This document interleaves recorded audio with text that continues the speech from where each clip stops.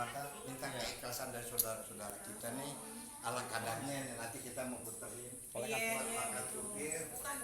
buat uang Ya enggak tahu deh, pokoknya buat supir itu aja makannya. Nah, kita minta keikhlasan dan keridoannya, kita dibawa udah selamat kemari dan selamat dengan mengucap bismillahirrahmanirrahim.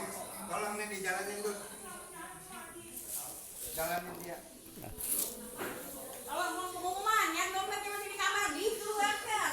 Saya itu aja, adapun acaranya nanti ada panitia, saya nggak mau ngelakuin panitia, ya itu mah ini yang Seikhlas, seikhlas. karena ini murah meriah.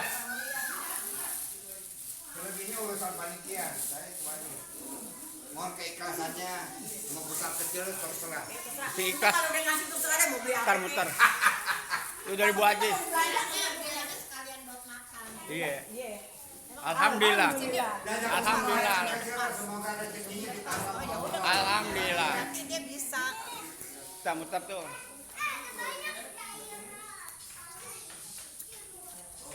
Berapa aja sih Kak? Iya, alhamdulillah. Pak Ketum kali. Nih, saweran gue dapat bagi dua. Soalnya rombongan mafia datang. Tuh. Tuh, Pak Udin berbagi. Tadi dapat saweran dari grup Jayanti.